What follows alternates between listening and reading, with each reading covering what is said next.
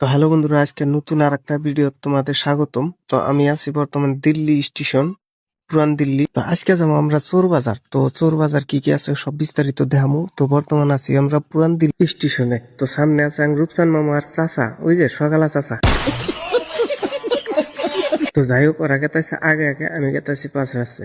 তো গেতে গেতে এই ফিলে দেখলাম দুনিয়ার মানুষ আড়াউড়া করতেছে, পুরা ফাঁকা। তো একটু সামনে আসছে বাইরে বারাইনা গেট। তো আমরা গেতাছি। তো এই গেট দিয়ে আমরা বারামো হন এনে চেকিং, পুরা চেকিং চলতেছে। মানুষ গুয়াই গুয়াই চেক করতেছে। তো চাচা আমার কয় যে আমি যাবো না। আমি বললাম কে? চাচা কয় আমার লং ভ্যান খুলে যদি চেক করে। আমি বললাম ধুর, তুমি টেনশন করো কে, আমি আছি তো। তো চাচাক যাই টাইনা টুইনা আনলাম।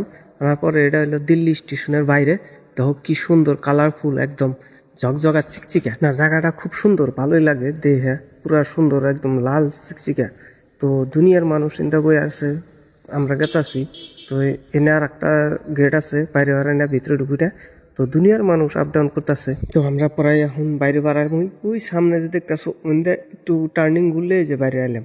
তো ইন্দা দুনিয়ার মানুষ ব্যস্ত আছে, 150 করে সব একদম 150 টাকা 200 টাকা কাপড়, যে কোনো বস্তু লাগে সব, বহুত বস্তু আছে, খুব সুন্দর সুন্দর বস্তু আছে। ফাইনালি আমরা এক হোটেলের সামনে এলাম, এক প্লেট ভাত আর 6টা পুরি, 30 টাকা। দাম কম হই না, দেখো রূপচান মামু কিভাবে খাইতেছে, চাচা খাওয়ার দিয়ে চাবাইতেছে শিকড়। তো যাই হোক, ওই যে আনার ভাই খাইতেছে আর রূপচান মামু খাইতেছে, আমিও খাইতেছি, ব্যক্তিও খাইতেছে। তো চাচারে বললাম চাচা খাও না কে? চাচা কয় আমার দাঁত বিষ, আসলে পয়সা নাই।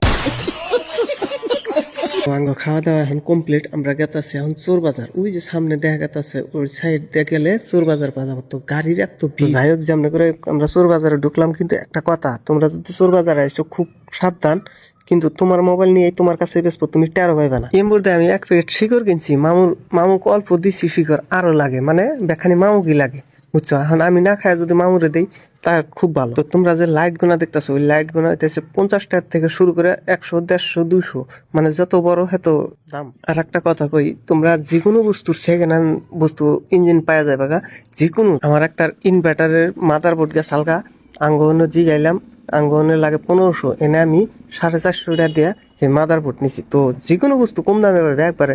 এনে দেখো সেকেন্ড হ্যান্ড বস্তু একবারে, মানে সেকেন্ড হ্যান্ড মানে ভালোই নতুনই, কিন্তু সেকেন্ড হ্যান্ড হিসাবে 20 টাকা, 30 টাকা, 50 টাকা, যার টান যেমনি নেহারে। তো এটা হলো চোর বাজারের সিস্টেম। তো আর একটা সিস্টেম আছে, কিন্তু তোমার মোবাইল মাইরা নিয়ে তোমার ঠ্যান বেসবো, তুমি টের পাবে না।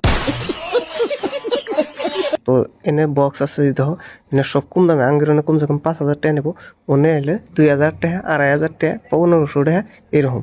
তো সব বস্তু এনে পাওয়া যায়, তারও পাওয়া যায়।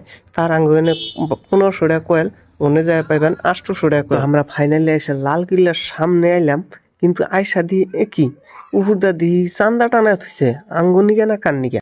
তো যাই হোক, এই সামনে কিন্তু বোমটা দিছাল, সেই জন্য সাজাইছে বেশি, আর দুনিয়ার পুলিশ টুলিশ।